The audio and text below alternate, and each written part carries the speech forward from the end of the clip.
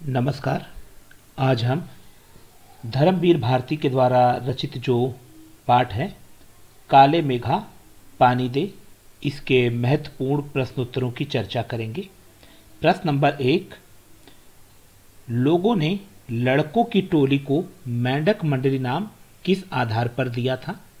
यह टोली अपने आप को इंद्र सेना कहकर क्यों बुलाती थी? तो इसका उत्तर है, जो लोग इनके शोर शराबे और कीचड़ में इनके लेटने और इनके कीचड़ में उछल कूद मचाने को पसंद नहीं करते थे, वह लोग इन्हें मेंढक मंडली कहते थे। अर्थात जो लोग इनके क्रियाकलापों को पसंद नहीं करते थे वो इन्हें मेंढक मंडली के नाम से पुकारते थे। और यह टोली जो थी वह स्वयं को इंद्र की सेना मानती थी और उनका मानना था कि इनके ऊपर जो जल फेंका जाएगा वह वर्षा के देवता इंद्र को प्राप्त होगा। इससे भगवान इंद्र प्रसन्न होकर गांव और कस्बे में भरपूर मात्रा में वर्षा करेंगे, जिससे जल की समस्या समाप्त हो जाएगी। तो प्रश्न में एक सिंपल सी बात यह है कि जो लोग इन लोगों के क्रियाकलापों को पसंद नहीं करते थे वो इन्हें मेंढक मंडली कहते थे, और जो लोग इनमें विश्वास रखते थे वो इन्हें इंद्र सेना कहकर बुलाते थे। प्रश्न नंबर 2, जीजी ने इंद्र सेना पर पानी फेंके जाने को किस तरह या किस आधार पर सही ठहराया? तो इसका उत्तर है, जीजी ने कहा कि जो वस्तु हमारे पास कम है, यदि हम उसका दान या त्याग करते हैं तो देवता प्रसन्न होंगे। जैसे 100 बोरी अनाज प्राप्त करने के लिए कुछ मुट्ठी भर अनाज खेत में डालना पड़ता है और उसके फलस्वरूप धरती मां प्रसन्न होकर 100 बोरी अनाज हमें देती है। ठीक इसी तरह से वर्षा प्राप्त करने के लिए जल को इंद्र की सेना को दान के रूप में देना होगा, जिससे भगवान इंद्र प्रसन्न होंगे और इस पूरे इलाके में वर्षा के रूप में भरपूर जल प्रदान करेंगे।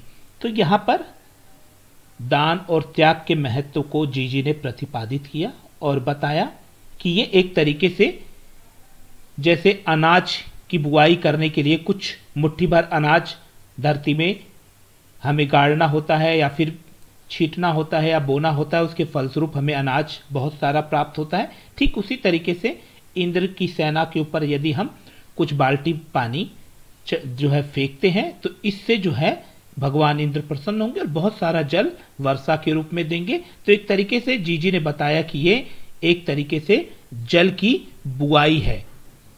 प्रश्न नंबर 3, पानी दे गुड़ धानी दे, मेघों से पानी के साथ गुड़ धानी की मांग क्यों की जा रही है?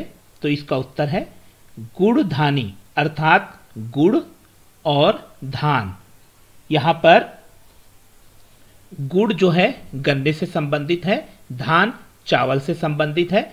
इसके लिए या इसकी खेती के लिए, गन्ने और चावल की खेती के लिए अधिक मात्रा में पानी की जरूरत होती है, इसलिए मेघों से बरसने का आग्रह किया जा रहा है, जिससे गन्ने और चावल की जो पैदावार है वो अच्छी हो सके।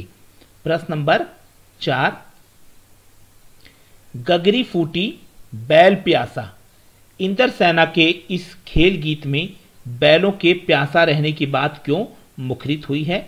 तो इसका उत्तर है, इस गीत में बैलों के प्यासा रहने से तात्पर्य है कि खेती में जुताई और बुआई का कार्य बैल के द्वारा ही किया जाता था, या बैल ही जुताई बुआई का कार्य करते थे। एक तरीके से बैल ही भारतीय जो किसानी है या फिर कृषि कर्म है उसकी रीढ़ की हड्डी होते हैं।